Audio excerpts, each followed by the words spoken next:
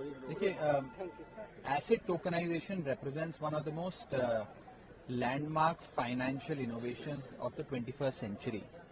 और इसी संदर्भ में आज मैंने राज्यसभा में बात रखी कि भारत में टोकनाइजेशन लेजिस्लेशन, एक bespoke लेजिस्लेशन की आवश्यकता है और एक रेगुलेटरी सैंडबॉक्स बनाने की आवश्यकता है।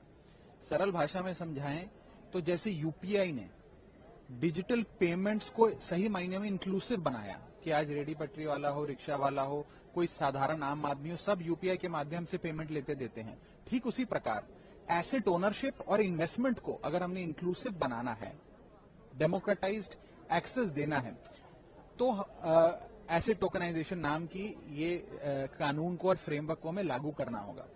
आज एक साधारण आम आदमी यदि पैसा निवेश करना चाहता है तो उसके पास सिर्फ savings bank account, fix deposit या म्यूचुअल फंड का ही ऑप्शन रहता है।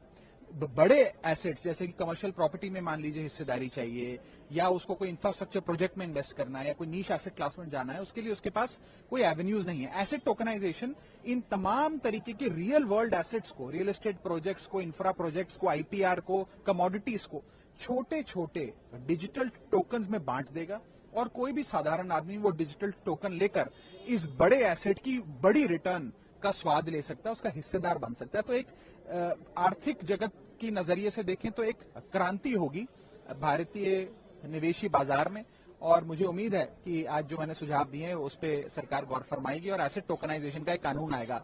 आप अगर आज सोना खरीदने दुकान में जाते हैं तो 10 ग्राम सोना भारत में 1,35,000 रुपए के लगभग मिलता है। अगर आप जाकर दुकानदार से कहें मुझे 500 रुपए का सोना दे दो, तो 500 रुपए का सोना नहीं देगा दुकानदार। लेकिन हाँ, क्योंकि गोल्ड ईटीएफ बाजार में मौजूद है तो आप 500, 1000, 1500 रुपए का सोना खरीद सकते हैं। ठीक उसी प्रकार